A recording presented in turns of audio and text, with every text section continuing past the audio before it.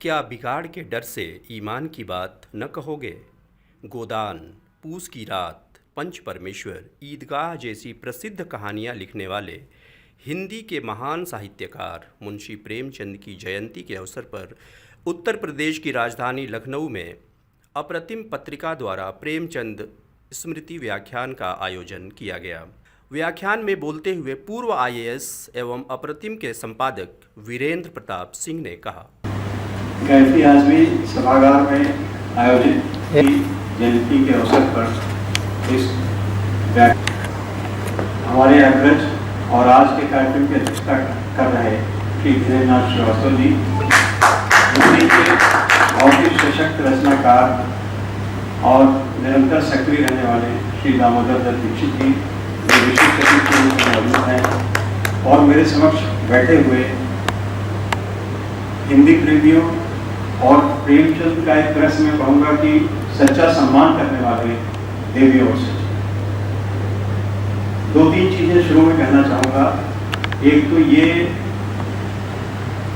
समय थोड़ा सा अटपटा है, क्योंकि हम लोगों ने कोशिश की थी कि 4 बजे शाम को रखा जाए प्रोग्राम, लेकिन हाल खाली न होने से और 31 जुलाई को कार्यक्रम होना, इसलिए इसको दिन में करना पड़ा। दूसरी बारिश का मौसम, इसकी वजह से भी इत्तेफाक से आज थोड़ी सी रिलीफ है। और इस कार्यक्रम में जो भी उपस्थिति है, जो लोग इस सभागार में उपस्थित हैं, वो हम लोगों की शक्ति को और संकल्प को बढ़ाने वाले लोग हैं। क्योंकि आज सुबह मैं पढ़ रहा था एक प्रेस रिपोर्ट, एक रिपोर्टर ने दिल्ली मेट्रो में कल कुछ लोगों से बातचीत की और उसकी जो बात प्रेमचंद जी के बारे में लोगों से हुई, वो बहुत ही, उसमें जो तथ्य उभर कर आए वो हम लोगों के लिए चौंकाने वाले हैं, वैसे समाज के लिए चौंकाने वाले नहीं। एक लड़का या युवा जब पूछा रिपोर्टर ने कि मुंशी प्रेमचंद जी के बारे में बताएं, तो कहा कौन मुंशी हम इनको नहीं जानते, बड़ी हिकारत से उसने। फिर और भी युवा पीढ़ी में एक दोनों ने कहा कि हम प्रेमचंद का नाम तो सुना है, किसी ने बताया कोर्स की किताब में कहानी थी या कुछ थी, लेकिन रिलेट करने वाले लोग नहीं। मेरे ऑफिस में अभी मैं तो 31 तारीख को 31 मई को सेवानिवृत्त हो गया, लेकिन मई के महीने में ही एक मेरे मित्र अपने एक लड़के को लेके आए और लड़का उनका इलाहाबाद में किसी कॉलेज में बीएससी का छात्र था। तो ऐसे ही उन्होंने कहा कि साहब आपके पास लाया हूँ जिससे आपसे थोड़ी प्रेरणा लेकर बता। लड़का बहुत शर्मीला था और मैंने उसको खोलने के लिए कहा, मैंने कहा बेटा कुछ पढ़ते हो? तो उसने कुछ ना हाँ में जवाब दिया ना नाम। मैंने कहा प्रेमचंद का नाम सुना है? तो वही ना हाँ में नाम है। तो मैंने कहा तो उनकी एक बड़े भाई साहब कहानी है, आज पढ़ के तुम और शाम को अपने पिताजी के माध्यम से मुझे बताना, लेकिन आज तक न उसने पढ़ी में मुझे बताया गया। ये बहुत खतरनाक बात है। हाँ, एक बुक सेलर से भी उस रिपोर्टर ने बात की। बुक सेलर ने ये बताया कि प्रेमचंद की जो किताबें हैं, जो लोग हमारे यहाँ से खरीद के ले जाते हैं, वो अनिवार्य रूप से 40 साल के ऊपर के लोग हैं। नई पीढ़ी प्रेमचंद की कोई किताब नहीं पढ़ती, क्योंकि नई पीढ़ी के पास चेतन भगत हैं, नई पीढ़ी के पास अमिश त्रिपाठी हैं, नई पीढ़ी के पास बहुत से लोग हैं, और प्रेमचंद नई पीढ़ी के पास नहीं पहुँच रहे हैं। और हम लोग जो 40 से ऊपर वाले लोग हैं, तो हम सबके पास प्रेमचंद हैं और ठीक ठाक तरीके से हैं। लेकिन चिंता इस बात की है कि जो नई पीढ़ी है वो किस तरह से कट गई है, साहित्य से कटी है, प्रेमचंद से तो कटना लाजमी ही है। तो कुछ यही सब सोच के कि कुछ लोग बैठें, भले संख्या कम हो, प्रेमचंद से चर्चा करें, उनको अपनी श्रद्धांजलि दें, और जो जैसे अपने घर के बड़े बूढ़े होते हैं, पुरखे होते हैं, पूर्वज होते हैं, जिनको हम लोग याद करते हैं, उनको एक अच्छे मन से याद करें। यही इस कार्यक्रम के पीछे एक भावना है।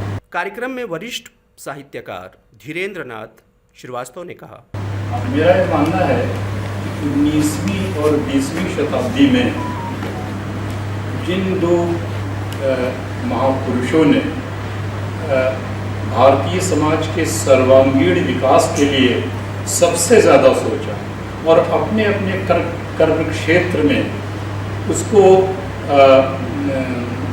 करने की कोशिश की, उस गैप को विषमतावादी और समतावादी समाज के बीच, उसमें गांधी जी का और प्रेमचंद जी का सर्वाधिक योगदान। वरिष्ठ पत्रकार आनंद वर्धन सिंह ने मुंशी प्रेमचंद के बारे में बताया।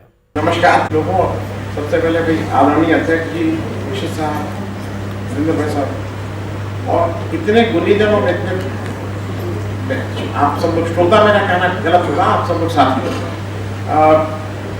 दो तीन चीज़ें मैं कहूँगा कि शुरुआत में इससे कर दूँ कि एक तो मैं साहित्यकार नहीं, तो वो थोड़ा एक मैं थोड़ा असहज कर रहा था जब इन्होंने मुझसे कहा कि आप इस पर बोलिए।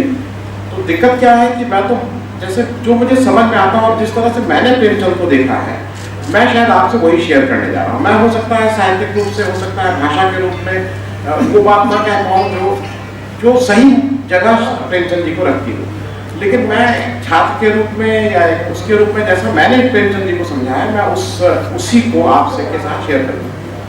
क्योंकि दूसरी दो तीन चीज़ें जो आपने बांधी हैं वो जरा मुश्किल है, क्योंकि एक तो 45 मिनट 1 घंटा आपने कह दिया तो किसी भी श्रोता के लिए जरा उबाऊ हो सकता है। तो अगर आप नहीं अगर किसी भी समय आप लोगों को उबाऊ लगे तो मैं उस विधा से आ रहा हूँ कि जहाँ मुझे पता रहता है कि उबाऊ है तो इसको रोक देना चाहिए। मैं उस सोशल मीडिया से हूँ जो ये नब्ज देखता रहता है, जहाँ पे एक मॉनिटर है कि इस समय कितने लोग आपको देख रहे हैं और कितने लोग भाग रहे हैं, और अगर भाग रहे हैं तो किसको दूसरे को लाना और किसको लाना है। तो आप कहीं पे भी ऊब नजर आए तो आप बताइएगा, मैं रुक जाऊंगा, क्योंकि ये टू वे कम्युनिकेशन है, फिर आपकी बात सुनेंगे। तो दूसरा, एक दीक्षित साहब ने मुझे एक जगह से थोड़ा दिक्कत कर दिया, उन्होंने कह दिया कि लंदरानी नहीं आंखनी, तो ये भी एक मुश्किल चीज है, क्योंकि अगर मैं जिस विधा से आ रहा हूँ उसमें तो भाई लंदरानी ही ज्यादा होती है, उसमें तत्व तो थोड़ा कम होता है। तो एक थोड़ी मैं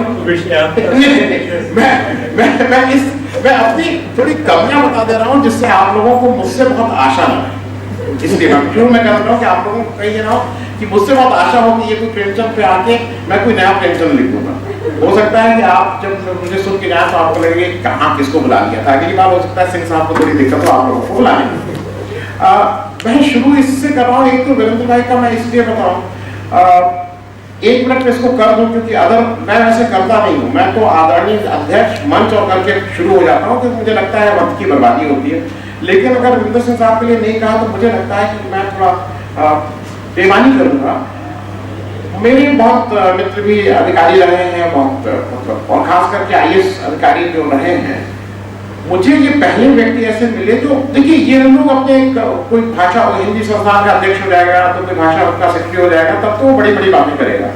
मुझे पहला व्यक्ति एक मिला जो कुर्सी पर रहते हुए और कुर्सी के बाद जो प्रेमचंद जी और इन लोगों की बात करता है, क्योंकि आज तो बहुत से कवि हैं जिनकी बात करेंगे उससे फायदा होगा, भाई आपको प्रेमचंद जी तो कुछ देखे जाएंगे। मैं ये सारी चीजें इसलिए कह रहा हूँ क्योंकि जब स्वतंत्रता की बात करते हैं, स्वतंत्रता संग्राम की बात करते हैं, जैसा दीक्षित जी ने कहा कि गांधी और प्रेमचंद जी को, क्योंकि मुझे कभी कभी हरदम ये लगता है कि प्रेमचंद जी को वो स्थान नहीं मिला, वो उनको अपने साहित्य में स्थान जरूर मिला, लेकिन उन्होंने देश के स्वतंत्रता आंदोलन में जो पूरा सामाजिक परिवर्तन की बात होती थी, जो केवल अंग्रेजों के जाने की बात नहीं थी, और ये बात केवल गांधी ने नहीं कही, ये बात गांधी ने कही, ये बात भगत सिंह ने कही, ये बात सुभाष ने कही, ये बात जितने लोगों का नाम लीजिए सबने कही, उसमें उस समाज के परिवर्तन की बात सबसे ज्यादा अगर किसी ने कही तो वो प्रेमचंद जी अपनी ले नहीं सकती। प्रेमचंद जी ने अपनी कहानियों के जरिए समाज को एक नई दिशा दी है। उनकी कहानियां आम जनता की बात करती हैं। उनकी कहानियां बड़े बुजुर्ग और बच्चों के साथ साथ युवाओं में भी लोकप्रिय है। कैमरा पर्सन विकास के साथ मैं प्रिंस, न्यूज़ ऑन लखनऊ से।